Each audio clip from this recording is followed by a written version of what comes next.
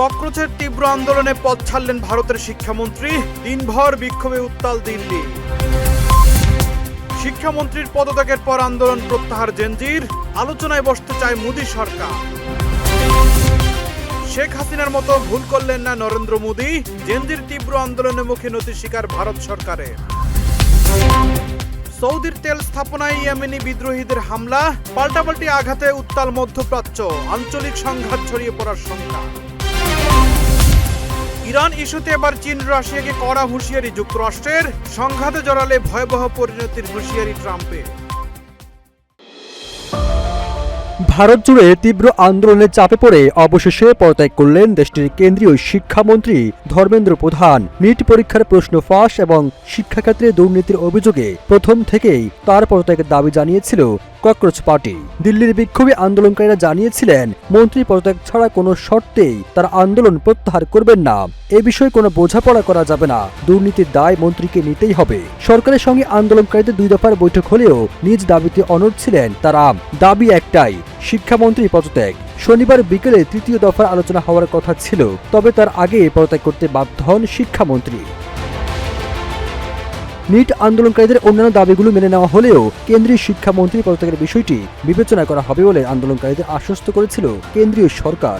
আন্দোলনকারীদের ভিডিও বার্তা দিয়েও আশ্বস্ত করেছিলেন দেশটির প্রধানমন্ত্রী নরেন্দ্র মোদী। তবে এমন আশ্বাসের পরও দিল্লির বিক্ষোভ কিছুটা প্রশমিত হলেও দেশের অন্যান্য অংশে ছড়িয়ে পড়েছিল বিক্ষোভ।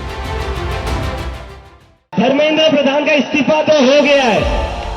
অবশেষে আন্দোলনকারীদের কাছে নতি স্বীকার করল ভারত সরকার। ককরোচ জনতা পার্টির উত্থাপিত সব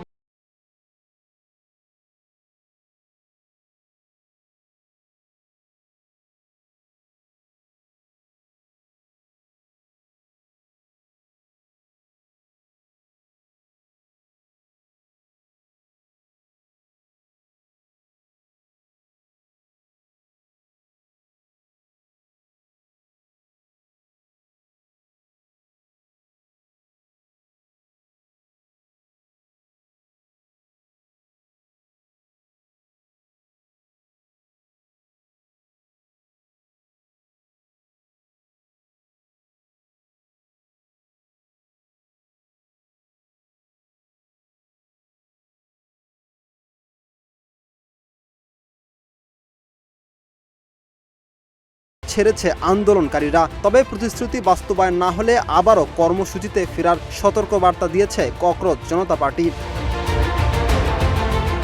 গত সোমবার সিজেপির ডাকে হাজার হাজার বিক্ষোভকারী নয়াদিল্লিতে পার্লামেন্ট অভিমুখে বিক্ষোভ মিছিল করে। এ সময় পুলিশের সঙ্গে ব্যাপক সংঘর্ষ হয়। পরিস্থিতি নিয়ন্ত্রণে পুলিশ কাঁদানে গ্যাস ও লাঠিপেটা করে। গত 5 বছরের মধ্যে দিল্লিতে এটি ছিল সবচেয়ে বড় বিক্ষোভ। রাকিব হাসান, ইত্তেফাক নিউজ।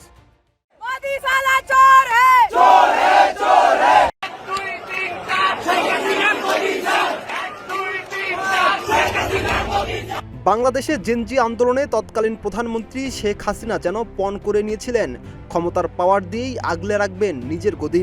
কোটা আন্দোলনের শুরুর দিকে শিক্ষার্থীদের দাবি মেনে নিলে হয়তো গল্পটা ভিন্ন হলেও হতে পারত।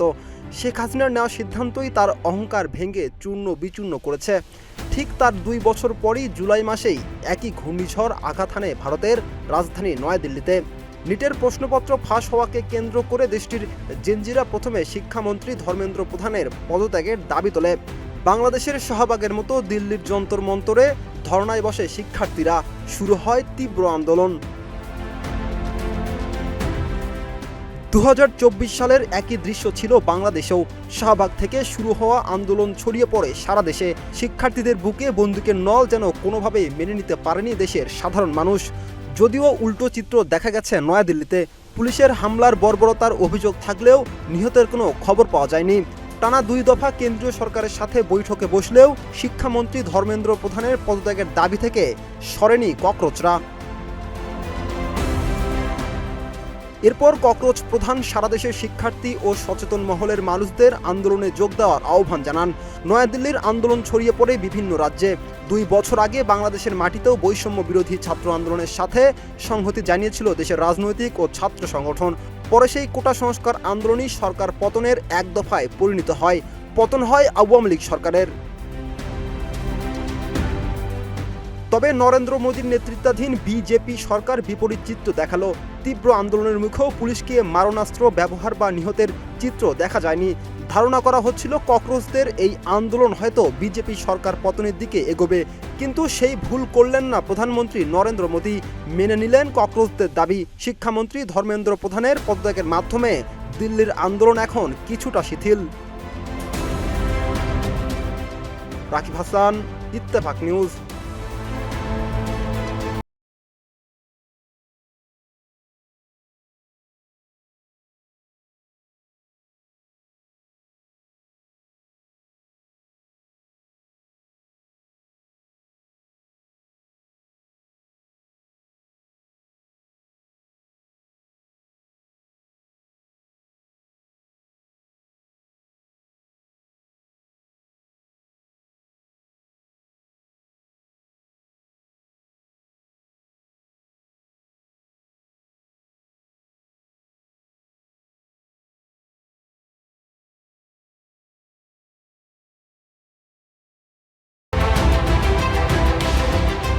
হামলার পর জিজান ও ইয়ানবু অঞ্চলে সামরিক সতর্কতা জারি করে সৌদি সিভিল ডিফেন্স।